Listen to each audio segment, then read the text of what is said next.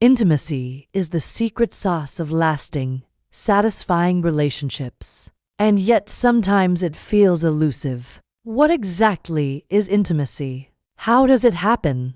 And why is it so powerful? Let's start at the beginning.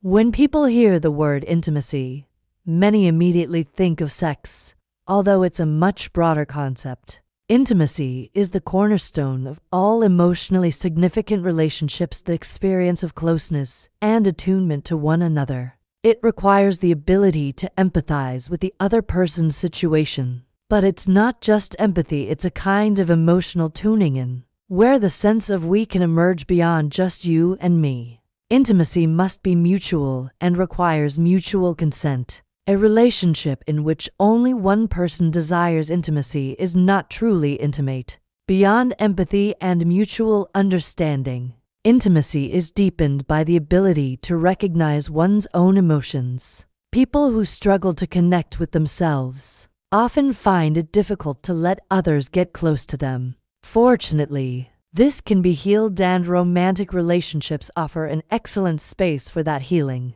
From early childhood to young adulthood, even as infants, we begin to mirror the emotions of our primary caregiver, tuning into how they feel and trying to connect with them. Every child has an innate need to form at least one close emotional bond in their first year of life. Attachment, the seeking and maintaining of closeness with another person, is what enables intimacy. A mother's emotional availability and responsiveness, including emotional engagement and mirroring, shape the child's capacity for intimacy, which later lays the foundation for emotional availability in adulthood. This ability is known as mentalization. Mentalization includes the ability to identify and express emotions, as well as empathy, emotional sensitivity, self-esteem, and the ability to read and recognize others' emotional states. Beyond maternal responsiveness,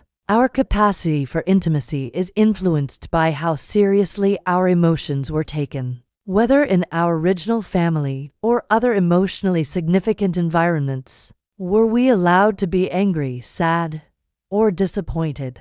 Or were these emotions dismissed as whining, hysteria, or weakness? Did we experience shame or rejection?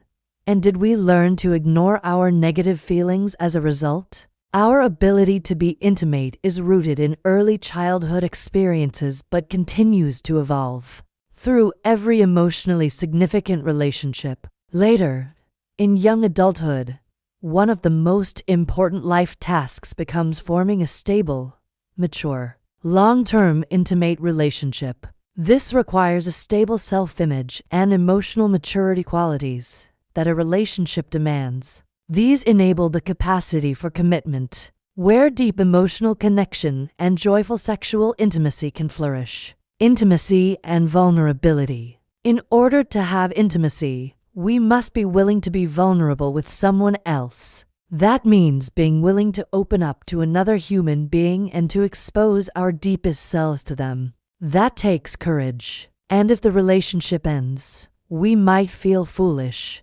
betrayed, or embarrassed. We might wonder, was I ever really known? Despite those risks, the opportunity for intimacy draws us toward the risk of vulnerability. We are capable of intimacy when we can share our deep, emotionally charged thoughts and experiences with another person, thereby embracing vulnerability. Those who can take this risk and trust that their openness will be heard and reciprocated create the possibility for deeper relationships. However, openness also brings exposure, which can trigger a vicious cycle.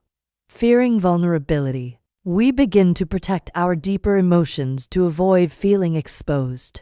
To do this, we build walls or even entire defense systems around our inner world to shield ourselves from pain. These defenses can become so impenetrable that they eliminate the possibility of intimacy altogether. This, in turn, makes us even more vulnerable, prompting us to build even higher walls and further block intimacy. Thus, the cycle closes.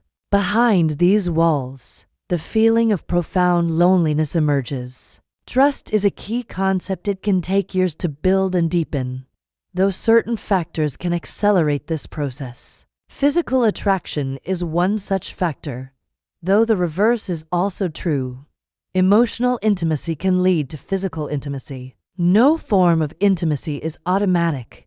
It requires emotional effort, investment, and risk from both partners, women and men. Many of us grow up hearing phrases like men are from Mars and women are from Venus, suggesting men and women approach intimacy differently. And research supports this idea. Beyond individual life stories, many other factors influence our capacity for intimacy. Research and everyday experience both show that women more easily form deep relationships, in which they open up and share their inner emotional world. These are typically friendships, meaning women can share their feelings in multiple relationships, even outside their romantic partnership. While women tend to communicate more easily and create emotional closeness, men are more likely to say yes to shared activities or spending leisure time together. In romantic relationships, men often prioritize the physical and visual dimensions of sexuality, whereas women tend to emphasize its emotional aspects. The impact of conflict, arguments, and disagreements alone don't destroy intimacy in a relationship, but betrayal, lies, manipulation, and intentional harm all poison intimacy between partners. If both individuals are capable of honest self-disclosure and maintain basic respect and trust, working through disagreements can actually deepen intimacy. In relationships, processed difficulties are like Japanese kintsugi pottery, an ancient tradition where broken ceramic pieces are repaired with gold, making the cracks the vessel's most beautiful features. Pieces restored through kintsugi are more beautiful and valuable than they were originally. Types of intimacy. According to the literature, there are 5 distinct types of intimacy.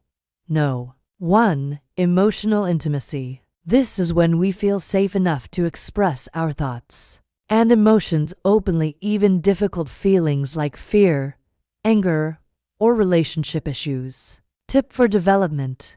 Set aside all electronic devices and designate a weekly time just for the two of you to focus on your relationship. Step out of your parental roles and reconnect as man and woman. Talk about how each of you is doing individually, with each other, and within the relationship. No. 2. Physical intimacy. This includes all forms of physical touch, hugging, holding hands, caressing, kissing. Sexual intercourse is one form of physical intimacy. While intimacy can exist without sex and sex without intimacy in a committed, balanced relationship, the two ideally coexist. Tip for development.